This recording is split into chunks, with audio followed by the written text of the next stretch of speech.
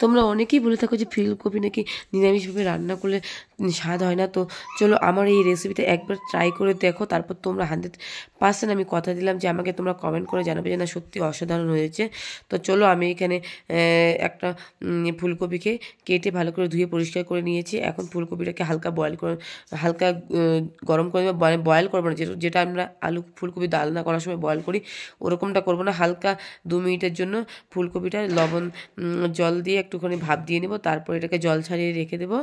এরপর চলে যাবো মূল রান্নায়। তো চলো দেখে নেওয়া যাক। প্রথমে আমি কড়াইটা বসিয়ে দিলাম। কড়াইটা গরম হওয়ার পর ওখানে আমি দিয়েছি সর্ষের তেল, বা তোমরা চাইলে সাদা তেলও দিতে পারো। তারপরে 1 চামচ ঘি দিয়ে দিলাম। এবার আমি ফুলকপিগুলোকে ফ্রাই করে নেব।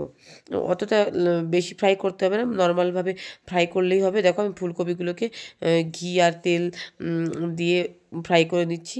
ঘিটা অবশ্যই দেবে, ঘিটা দিলে দেখবে ফুলকপিটা অনেকটা সুস্বাদু হয়েছে। তো চলো ফুলকপিগুলোকে আমি সুন্দরভাবে ফ্রাই করে নিচ্ছি। এটাকে এরপর তুলে রাখবো।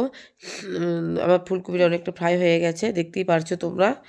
তারপর আমি ওদিকে একটা পেস্ট তৈরি করে নেবো, সেটাও তোমাদেরকে দেখাচ্ছি কি কি লাগবে। সেটার জন্য আমি এখানে মগজদানা 4 মগজ নিয়েছি 8-10টা কাজু বাদাম, 8-10টা কিশমিশ, আর হাফ টিস্পুনের মতো পোস্ত তোমরা দিতেও পারো, নাও দিতে পারো। আমি পোস্তটা দিলে অনেক ভালো হয়, তাই পোস্তটা দিয়েছি। বাস এখন ওগুলোকে আমি পেস্ট করে নেব।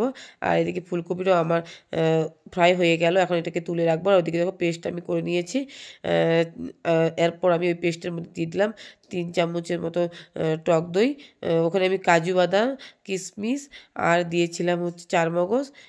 পেস্টটা হওয়ার পর এর মধ্যে আমি কিছুটা টক দই দিয়ে এটার সঙ্গে আবার পেস্ট করে নেব, কারণ টক দইটা এখানে এইভাবে মানে পেস্ট করে নিলে অনেকটা ভালো থাকে। এরপর আমি ফুলকপিগুলো তুলে নেওয়ার পর কড়াইতে দিয়ে দিলাম ফোড়নের জন্য একটা তেজপাতা, 2টো শুকনো লঙ্কা। এখন আমি ফোড়নটা ভালোভাবে করে নেবো। ফোড়নটা হয়ে এলে একটা স্মেল বেরিয়ে এলে ওই টাইমে আমি এখানে হাফ টিস্পুন জিরে দিয়ে দিলাম, গোটা জিরে। দেখো ফোড়নটা সুন্দরভাবে হয়ে আসছে। এরপর আমি এর মধ্যে কিছুটা গোটা গরম মশলা অ্যাড করব। দিয়ে দেবো হচ্ছে লবঙ্গ, দারচিনি, একটা ছোট এলাচ কয়েকটা, বড় এলাচ একটা, বাস এইটুকুই। জয়িত্রী থাকলে জয়িত্রী দিয়ে দেবে, আমার কাছে জয়িত্রীটা ছিল না। তারপর ফোড়নটা হয়ে এলে ওর মধ্যে আমি দিয়ে দেবো, ওখানে আমি 5টে কাঁচা লঙ্কা ও হাফ ইঞ্চি আদাকে বেটে নিয়েছিলাম। তো আদা ও কাঁচা লঙ্কার পেস্টটা আমি এর মধ্যে দিয়ে দিলাম। এখন দেখো পেস্টটা, আদা কাঁচা লঙ্কা পেস্টটা ভালোভাবে শুকিয়ে এলে, মানে জলটা শুকিয়ে গেলে, তার তেলটা ছেড়ে এলে ঠিক ওই টাইমে আমি এর মধ্যে দিয়ে দেবো কিছুটা গুঁড়ো মশলা। দেখো হাফ টিস্পুন লাল লঙ্কা গুঁড়ো দিয়ে দিলাম। দিয়ে দেবো এর মধ্যে হাফ টিস্পুন দিয়ে দেবো জিরে গুঁড়ো ও হাফ টিস্পুন ধনে গুঁড়ো দিয়ে দেবো। ব্যাস, তো জিরে গুঁড়ো, ধনে গুঁড়ো, লাল লঙ্কা গুঁড়ো এগুলো দিয়ে দিলাম। এরপরে এর মধ্যে আমি দিয়ে দেবো স্বাদ মতো লবণ ও হলুদ। হলুদটা দেবো না, কারণ এই রান্নায় আমি হলুদটা ব্যবহার করব না একদমই। কারণ ফুলকপির রোস্ট বানানোর সময় ওর মধ্যে হলুদটা এড়িয়ে যাওয়াই ভালো, কারণ কালারটা এতে একটা সুন্দর আসে। মানে এটা সাদা সাদা কালারই থাকে তাই। এরপর দেখো মশলাটার মধ্যে যাতে পুড়ে না যায় সেই জন্য আমি সামান্য জল দিয়ে দিলাম, যাতে মশলাটা পুড়ে না যায়। দেখো জলটা দেওয়ার পর এটাকে আমি ভালো মতো মশলাটাকে কষিয়ে নেব। মশলা থেকে দেখো আস্তে আস্তে তেলটা ছেড়ে আসবে সুন্দরভাবে। দেখো তেলটা অনেকটা ছেড়ে এসেছে মশলার থেকে। মশলাটা যখন ফ্রাই হয়ে গেল সুন্দরভাবে কষিয়ে নিলাম মশলাটা। আর ফুলকপির রোস্ট কে আগে রান্না করেছো, কীভাবে রান্না করেছো, তোমরা কে এই প্রসেসে রান্না করো আমাকে অবশ্যই তোমরা জানাবে। আমি ফুলকপির রোস্ট এইভাবেই রান্না করে থাকি। এরপর আমি যে মশলাটা আগে থেকে বানিয়ে রেখেছিলাম 4 মগজ, কাজু বাদাম, কিশমিশ ও পোস্ত, টক দই, সেই মশলাটা আমি এর মধ্যে দিয়ে দিলাম। এখন যখন এই মশলা থেকে তেল ছেড়ে আসছে ঠিক ওই টাইমে দিয়ে দিলাম। আর এখন আমি গ্যাসটা অফ করে আমি এই মশলাগুলো অ্যাড করলাম, কারণ হচ্ছে এর মধ্যে যেহেতু টক দই ছিল, গ্যাসটা অন থাকলে টক দইটা ফেটে যাওয়ার চান্স থাকে। তার জন্য আমি গ্যাসের ফ্লেমটা অফ করে দিয়ে দিলাম। আর দিয়ে দিলাম সামান্য স্বাদ মতো চিনিটা একটু বেশি পরিমাণ দিয়েছি, যেহেতু তার নিরামিষ রান্নার ফুলকপির রোস্টে একটু চিনিটা বেশি দিলে ভালো হয়। তোমরা যে তোমাদের ইচ্ছে মতো দিতে পারো। এখন আমি গ্যাসের ফ্লেমটা অন করে দিয়েছি। এখন দেখো এই মশলাগুলোকে ভালোভাবে কষিয়ে নিচ্ছি।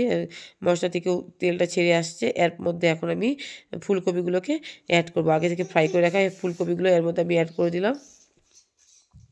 এখন ফুলকপিগুলোকে সমস্ত মশলার সাথে আমি ভালোভাবে সুন্দরভাবে কষিয়ে নেব একটুখানি 2 মিনিটের মতো আমি এগুলোকে কষিয়ে নাড়াচাড়া করে সুন্দরভাবে নিচ্ছি। দেখো ফুলকপিগুলো সমস্ত মশলার সাথে মিশে গিয়েছে একসাথে। এখন এর মধ্যে আমি দিয়ে দেবো ওই মিক্সি জারের মধ্যে একটুখানি জল নিয়ে সেই জলটা আমি দিয়ে দিলাম। এখন এর মধ্যে সমস্ত মশলার সাথে ফুলকপিগুলোকে নাড়াচাড়া করে নিয়ে এরপর আমি এর মধ্যে দিয়ে দেবো কিছুটা কসুরি মেথি পাতা, আর দিয়ে দেবো 1 চামচের মতো ঘি আর সামান্য কেওড়ার জল। কেওড়ার জল, ঘি, কসুরি মেথি পাতা এগুলো দেওয়ার জন্য এই রান্নাটা দেখবে অপূর্ব হবে খেতে। আর সামান্য আমি জায়ফল দিয়ে দিয়েছিলাম এর মধ্যে গুঁড়ো করে, সেটা আমি স্কিপ করে গিয়েছি, তোমাদের দেখাতে পারিনি। আর জায়ফলটা তোমরা থাকলে দিবে, না থাকলে দেবে না, অতটা ইম্পর্টেন্ট না। দিয়ে দিলাম সামান্য গরম মশলা গুঁড়ো। এখন সমস্ত উপকরণগুলোকে সাথে আমি ফুলকপিগুলোকে ভালোভাবে নেড়ে চেড়ে নিলাম, তোমরা দেখতেই পারছো। আর তোমরা তোমাদের প্রয়োজন মতো গ্রেভির জন্য জলটা দিয়ে দিবে। এখন আমি এটাকে ঢাকনা চাপা দিয়ে রেখে দেবো লো আছে 5 মিনিটের জন্য। আমি 5 মিনিটের জন্য ঢাকনা চাপা দিয়ে রেখেছিলাম। 5 মিনিট পর ফিরে এলাম, দেখো আমার ফুলকপির গ্রেভিটা কতটা সুন্দর হয়েছে দেখতে। এখন আমি গ্যাসের ফ্লেমটা অফ করে দিয়ে আরও 5 মিনিটের জন্য রেখে দেবো, 5 থেকে 10 মিনিটের জন্য ঢাকনা চাপা দিয়ে। আর আমার রেসিপিটা ভালো লেগে থাকলে অবশ্যই লাইক কমেন্ট শেয়ার করতে ভুলো না কিন্তু।